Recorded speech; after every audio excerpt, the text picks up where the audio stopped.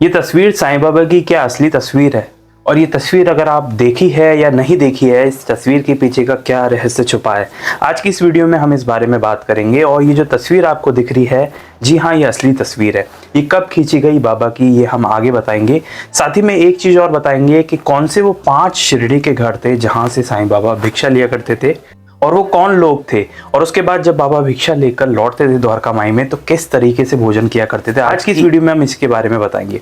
देखिए, सबसे पहले जब बाबा द्वारका माई से बाहर निकलते थे तो छोटी सी एक तैयारी करते थे। क्या करते थे बाबा? एक टीन का मग, टिन जो होता है मेटल, उसका एक मग लेते थे बाबा, और दूसरा एक झोला लेते थे अपने पास। अच्छा, ये क्यों लेते थे? क्योंकि जो भी अगर भिक्षा में गीली सब्जी देगा या फिर लिक्विड आइटम देगा, वो बाबा मग में डाल लेते थे, और जो सूखा रोटी या फिर कोई ब्रेड या जो भी सूखा सामान है वो झोली में डाल लिया करते थे। अच्छा, ये खास तैयारी करने के बाद बाबा द्वारका माई से निकलते थे। देखिए, जिस तरीके से किसी भी सन्यासी को या किसी भी योगी को या संत को चूल्हा चौका अपने यहाँ रखने की इजाजत नहीं है ग्रंथों के हिसाब से, तो बाबा ने भी उसी चीज का पालन किया। वैसे तो बाबा सक्षम शक्ति थे, उनको किसी भी भोजन की कोई भी जरूरत नहीं थी, लेकिन किसी भी प्रकृति में रहते हुए प्रकृति का नियम मानते हुए बाबा ने भी आम व्यक्ति की तरह ही बर्ताव किया। लेकिन खास बात मैं आपको बताऊं, 1918 तक, जब तक बाबा ने महासमाधि नहीं ले ली, बाबा फिजिकल रूप में जितने भी बुजुर्ग दिखते थे, बाबा हमेशा भिक्षा लेने जाया करते थे, और कभी नहीं जाते थे तो अपने प्रतिनिधि को भेज दिया करते थे। देखिए, शुरू के दिनों में बाबा अक्सर भिक्षा के लिए जाया करते थे, लेकिन जैसे जैसे फिजिकल बॉडी के रूप में हमें देखने को मिलता है कि बाबा बुजुर्ग हो गए। वैसे तो बाबा की कोई एज नहीं थी, वो लाखों साल से थे, लेकिन फिजिकल बॉडी की अगर मैं बात करूं तो उसके बाद बाबा ने जाना कम कर दिया। तो बाबा ने ये भी एक तरह से प्रकृति के नियम निभाए कि अगर फिजिकली वो बुजुर्ग दिख रहे हैं तो उन्होंने उसी का पालन किया। नहीं तो बाबा तो ना टाइम से परे थे, वो बुजुर्ग होने के बाद भी ऐसा हो ही नहीं सकता कि वो नहीं चल सकते हो। लेकिन एक तरह से अगर आप इस पृथ्वी पर है तो ईश्वर भी स्वयं प्रकृति के नियमों का पालन करते हैं, तो ये उन्होंने दर्शाया। अच्छा, होता क्या था, बाबा ने वो टिन का मग लिया और झोला लिया और फिर निकल जाते थे बाबा द्वारका माई से बाहर। अच्छा, कौन से वो 5 घर थे? कभी कभी सटका लेकर हाथ में, और इन 5 घरों से निकल जाया करते थे। सबसे खास बात जो हमें जानने को मिलती है वो ये है कि जो भी 5 घर थे वो अच्छे खासे एफ्लुएंट पैसे वाले लोग थे। और एक बात और है कि बाबा जिस भी घर के आगे भिक्षा मांगने के लिए खड़े होते थे, वो कभी भी उस घर के अंदर नहीं गए। मतलब वो डोर स्टेप के भी बाहर खड़े रहते थे और कभी भी अंदर नहीं जाते थे। जितने भी ऑथर्स, डॉक्टर विनी भी एक ऑथर हैं जिनकी बुक में भी इसका जिक्र है, और कई सारे जो ऑथर्स हैं उन्होंने अपनी अपनी बुक में इसके बारे में बताया। देखिए, पहला घर था सखाराम शेलके का।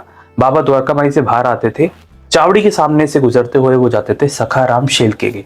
आज की डेट के हिसाब से, मेरी नॉलेज के अकॉर्डिंग, सखाराम शेलके जी का पुराना घर आपको देखने को नहीं मिलेगा शिरडी में। और सखाराम शेलके के यहाँ पर बाबा जब जाते थे तो भिक्षा लेते थे उनसे, और भिक्षा लेने के बाद वो जाते थे सेकंड घर।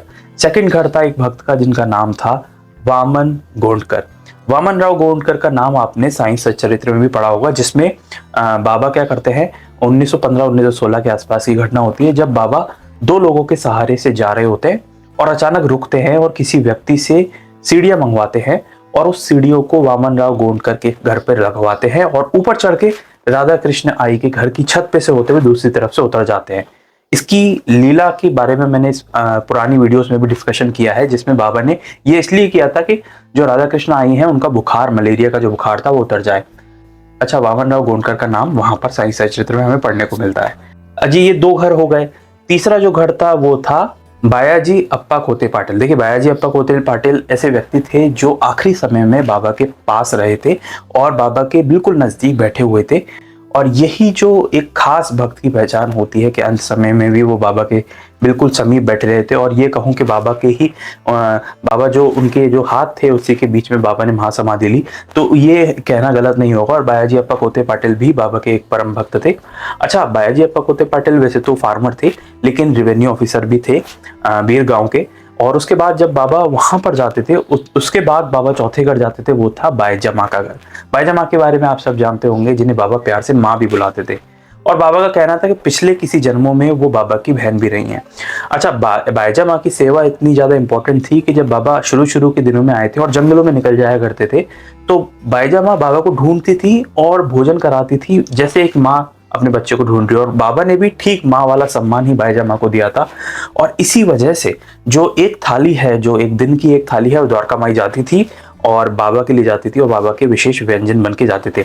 बाबा भले उसमें से थोड़ा खाते हो, लेकिन वो प्रेम था बाईजा माँ का। तो बाईजा माँ के जो, अब तो उनकी फैमिली एक नए घर में शिफ्ट हो चुकी है, लेकिन जो पुराना जो घर था उसका एक स्टोन भी हमें चित्रों में देखने को मिलता है कि घर के गेट के बाहर, चौखट के बाहर एक स्टोन रखा था जहां पर बाबा खड़े हो जाते थे और वहीं से आवाज लगाते थे भिक्षा के लिए। अच्छा, एक बात और है, वो ये है कि जो बाईजा माँ के वंशज हैं जिनसे मैंने मुलाकात की शिरडी में जाकर, अगर आप वो वीडियो देखना चाहते हैं तो वो भी इस चैनल पर आपको मिल जाएगी। बहुत ही अच्छी मुलाकात रही वो। नेक्स्ट हम पढ़ते हैं पांचवें घर की तरफ। पांचवा घर था नंदराम मारवाड़ी का। मारवाड़ी फैमिली थी और नंदराम मारवाड़ी का हमें थोड़ा सा अनोखी बातें जानने को मिलती है। वो ये है कि बाबा अक्सर उनकी वाइफ पे गुस्सा हो जाया करते थे, क्योंकि वो थोड़ा सा अगर टाइम लगा देती थी भिक्षा देने में या फिर उनके खाना पकने में, तो बाबा बाहर खड़े खड़े थोड़ा सा डांट भी दिया करते थे, जो आम बात थी शिरडी वासियों के लिए, क्योंकि उनको मालूम था कि बाबा का जो प्रेम है वो डांट से ही निकलता है। तो ये जो 5 घर थे, बहुत इंपॉर्टेंट घर थे और ये कई सारे ऑथर्स ने अपने अपनी तरह से इन 5 घरों को डिस्क्राइब किया है। मेरा ऐसा मानना है कि और भी कई घर होंगे जहां बाबा कभी कभी जाते होंगे, लेकिन इन 5 घर तो बाबा विशेषकर जाया करते थे।